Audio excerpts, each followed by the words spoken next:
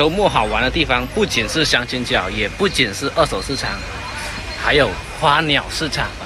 今天我们逛花鸟市场，这里是广西花鸟市场水族馆啊，就是卖鱼之类的地方。这一条街，各种鱼类都有。这是啥玩意？这个像青蛙又不像青蛙，这个是田螺吗？螃蟹。这是玩的螃蟹，不是煮的那个螃蟹了。看看周末这个市场还是有蛮多人的，特别是小朋友，都是过来看这些宠物的。其实我最想要的还是来看这边的植物区啊，因为宠物的有时候太矫情了，不仅要喂它，还要考虑各种因素啊。那植物的话，你只管浇水给它就 OK 了。我看这个今天没开门呢。拦起来了。那天呢，来到这里，你看这人家的香水柠檬，现在竟然用铁棚拦起来了。进里面看一下吧，看看都有哪些好货。我的阳台还能不能再装一点？什么情况呢？今天？哦，怎么里面都围起来了呢？今天周末不应该呀、不过也有人在看啦。周末的话，蛮多人来这里买的。哇，看一下这株香水柠檬，好结啊，好多果啊！干腻了灯红酒绿，来这种地方看看绿植、花草树木，心情是不一样的呢。进到这种地方，超级的惬意啊！奇怪哦，你看现在11点多了，不可能这个点没开门啊？怎么回事啊？个个都拦着先，难道今天是什么节日吗？什么情况啊？今天真的像过节一样，都不做生意的呀。10家可能都有8、9家都是拦起来的，那都没有人呢。时间也到了呀，11点10分了。平时不可能那么晚开门吧？在植物区这边没见开门啊，不是说没见开门，是没什么人啊。那些东西都还是拦起来的，我们去还是回到动物区那边去看吧。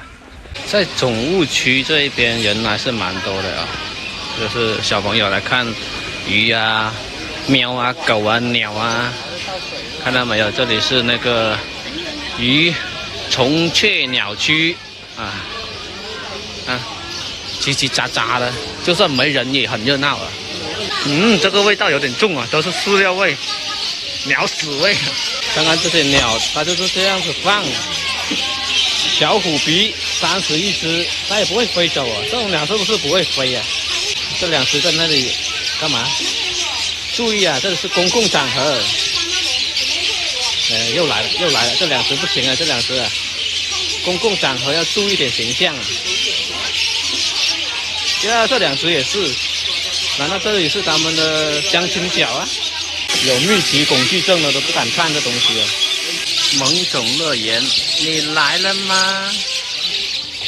看一下这里面有什么宝贝，还有羊都有哦。